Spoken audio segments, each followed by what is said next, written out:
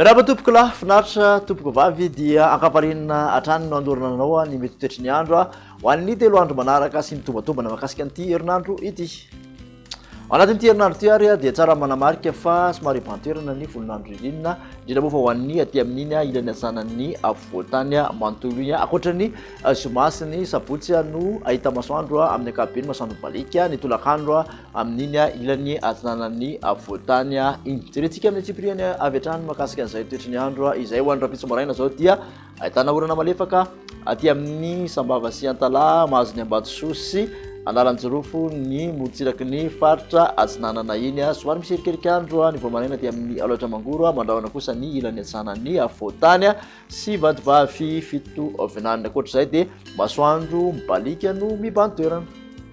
Tolakandro kosa indray mahakasika izay toetry ny andro ihany dia mitovy ny maraina hatrany satria dia mbola mitoy ny orana miatoato aty amin'ny Sava sy Ambatsoa Analanjirofo ny faritra atsinanana miserikerika andro hatrany aty amin'ny ilasanan'ny Alaotra Mangoro somary mbola mandraondraona ny ilasanan'ny afovoantany ny ankoatr'izay dia masoandro mibalika hatrany no mibantoerana.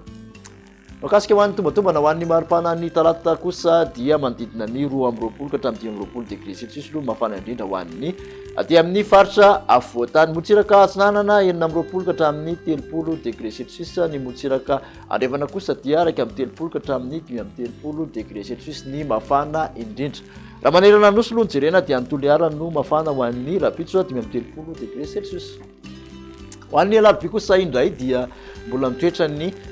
tsokany alizay ahitana orana malefaka amin'ny atoato hatrany ny motsiraky ny faritra Sava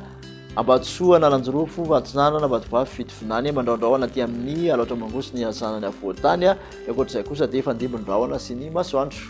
Raha ny maripana ho an'ny alarobia dia manodidina ny 20 ka hatramin'ny 20 mafana indrindra ho an'ny afovoantany. Motsiraka atsinanana 20 ka hatramin'ny 30 motsiraka andrefana kosa 30 ka hatramin'ny 30 degré celsius antoliara hatrany aloha mafana indrindra dia 30 degré celsius ho an'ny alarobia.